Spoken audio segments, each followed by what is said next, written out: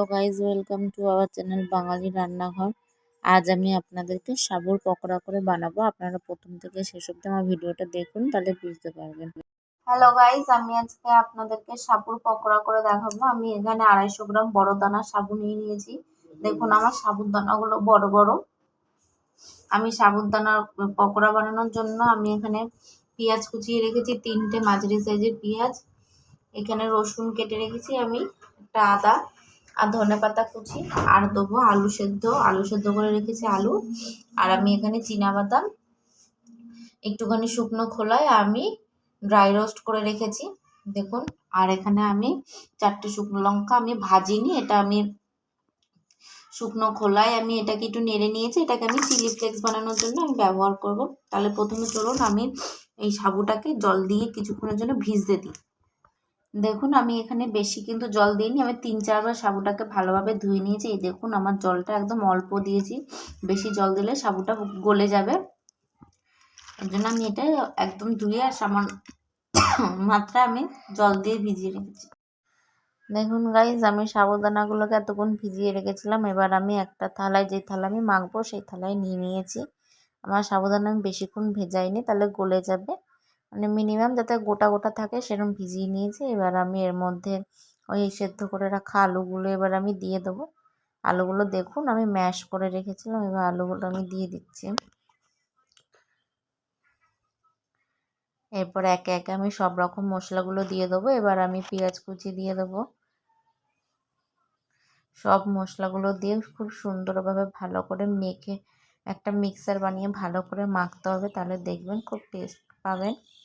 এবার আমি আদা যে আমি ঘষে রেখেছিলাম, সেই ঘষে রাখা আদা, রসুন ঘষে রেখেছিলাম, সেই রসুন দিয়ে দিলাম আমি। এরপর আমি দেব কাঁচা লঙ্কা কুচি।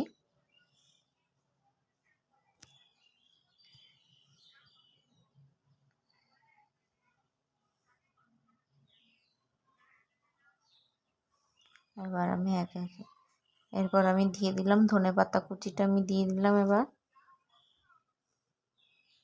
এবার আমি আন্দাজ মতন আমি নুন দিয়ে দিচ্ছি। এখানে আপনারা যে যেরকম নুন খাবেন সেরকমই ব্যবহার করবেন। দিয়ে এবার এটাকে আমি খুব ভালো করে মেখে নেব, যাতে সব উপকরণগুলো প্রত্যেকের সাথে মেশে, সেইভাবে ভালো করে আমি মেখে নেব। দেখুন আমি ভালো করে মেখে নিয়েছি এখানে। এবার আমি এর মধ্যে ওই যে বাদামগুলো, যে বাদাম আমি ড্রাই রোস্ট করে রেখেছিলাম, ওইগুলোকে আমি আবার একটু ভালো করে বেটে গুঁড়ো বেশি গুঁড়ো করিনি, আধা ভাঙা করে আমি সেগুলো দিয়ে এবার আমি ভালো করে মেখে নেব। এবার আমি ওই যে শুকনো লঙ্কা দিয়ে যে চিলি ফ্লেক্সটা বানালাম সেটা আমি দিয়ে ভালো করে মেখে নেব। আপনারা এরকমভাবে সাবুটা একবার সাবুর পকোড়া বানিয়ে খাবেন, দেখবেন খুব ভালো লাগবে। আশা করি আপনাদের ভালো লাগবে। দেখুন আমার এটা মাখা হয়ে গেছে। এবার আমি একে একে সব ভেজে নেব। আমি খুব সুন্দর করে মেখে রেখেছিলাম।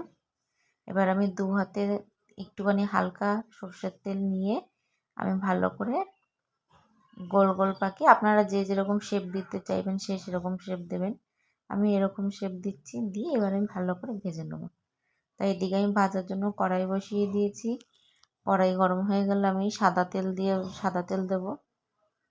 দেখুন আমার কড়াই গরম হয়ে গেছে, আমি সাদা তেল দিয়ে দিচ্ছি। আপনারা এখানে কোনো সরষের তেল ব্যবহার করবেন না। আমার তেলটা গরম হয়ে গেলে আমি একে একে ভেজে নেব।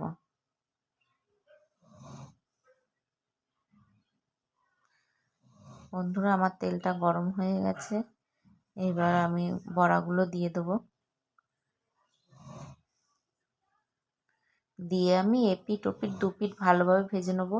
আপনারা বড়াটা ভাজার সময় কিন্তু গ্যাসের ফ্লেমটা হাই করে রাখবেন না, তাহলে ওপরেরটা পুড়ে যাবে তাড়াতাড়ি ভাজা, কিন্তু ভেতরে কাঁচা কাঁচা ভাব থাকবেন। দেখুন আমি কি সুন্দর গ্যাসের ফ্লেম লো রেখে আমি এপিট ওপিট দুপিটি আমি খুব সুন্দরভাবে ভেজেছি। চলুন আমার ভিডিওটা ভালো লেগে থাকলে লাইক, কমেন্ট আর শেয়ার করে দেবেন, আর সাবস্ক্রাইব করতে ভুলবেন না। আর কেমন হয়েছে জানাবেন।